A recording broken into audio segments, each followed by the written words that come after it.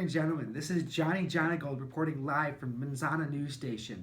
Today's top stories will be covering flood mitigation, flooding, and water pollution mitigation from Elm Grove Park.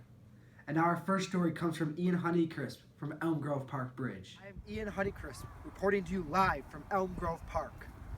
In 2006, this pond was built as a retention pond for flooding from the Underwood Creek Parkway just down the road. This was significant due to complaints of flooding of basements of residents whose backyards face Underwood Creek. As a result of this flood mitigation system, there has been an increase in recreational activities such as walking paths, sledding hills, and fishing.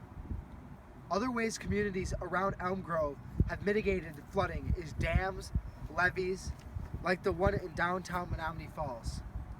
Reporting to you live from Elm Grove Park, Ian Honeycrisp, Manzana News. All right, thank you, Ian Honeycrisp.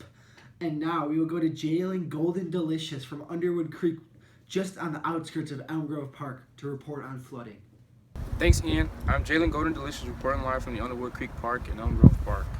This creek that you see behind is notorious for flooding during heavy spring rains. Large amounts of rainwater from impervious surfaces flow into this creek during heavy rainfall. Elm Grove residents whose backyards are quite literally the Underwood Creek Park have issues with flooding of their homes. One of the most devastating atrocities that happened in the area was in 1998 when two boys were swept away and killed by high waters due to flooding. The community started their plan to fix flooding immediately after this. According to Elm Grove flooding mitigation plan, two properties were damaged at 50% of their worth for flooding. The flooding could come from the road nearby, from the Tonawanda parking lot and the St. Mary's parking lot. Back to you, Johnny Gold. Thank you, Jalen Golden Delicious. And now we will go to James Red Delicious from the riparian zone of Elm Grove Park to report on water pollution mitigation. I'm James Red Delicious reporting to you from Elm Grove Park. I will inform you on the riparian zone built around the pond, the grasses and natural prairie behind me. Prevent runoff from impervious surfaces and fertilizers during serious flooding from going into the pond and river. Because of this barrier, prevents runoff from getting into the waters and polluting river and plants with nitrogen. Other riparian zones include Hart Park's grass and woodlands between the river and impervious surfaces and other woodlands separating rivers and developments. I am James Red Delicious, back to you in the studio. Thank you, James Red Delicious. And now we report to Jimmy Fiji at McKinley Marina in Milwaukee to investigate a point source pollutant. Thanks, Ian. I'm reporting from McKinley Marina, a public marina ran by Milwaukee County in downtown Milwaukee. This marina has become a hub for point source pollution. There have been many reports regarding pipes from the boats docked at the marina. Many people have been concerned about Lake Michigan and the well-being of the organisms living in this body of water. The organisms of Lake Michigan are being affected by pollutants such as oil and exhaust. When the motor of these boats are running, oil is leaking out and it gets into the lake.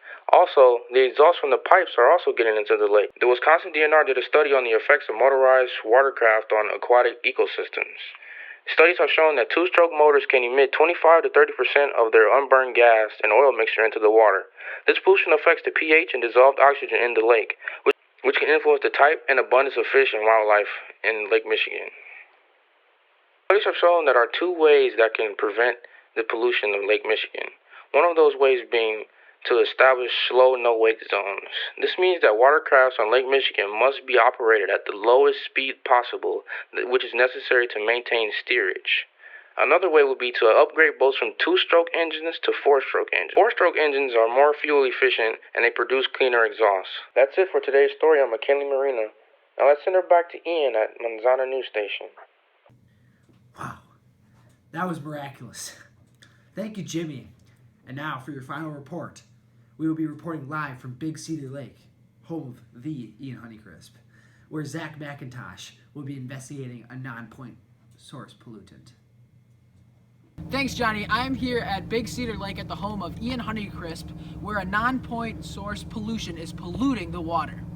Many times, chemicals including nitrogen and phosphates are being placed on lawns of the residents' homes, which during precipitation flows into the lake. This can affect the water quality in great ways. Many times, the high nitrogen and phosphate levels in the water can poison fish, oftentimes killing them in mass amounts. There are several ways to combat this issue, including creating a riparian or buffer zone along the lakefront to stop nitrogen and phosphate as it flows from the grass behind on the lawns into the water.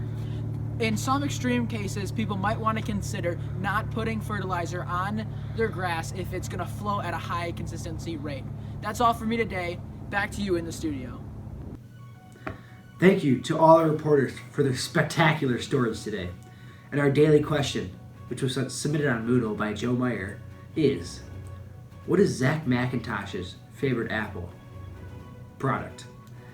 Your answers may be submitted on our Twitter feed, which is Manzana News 123. Thank you and good night from Johnny Gold and all of us here at Manzana News.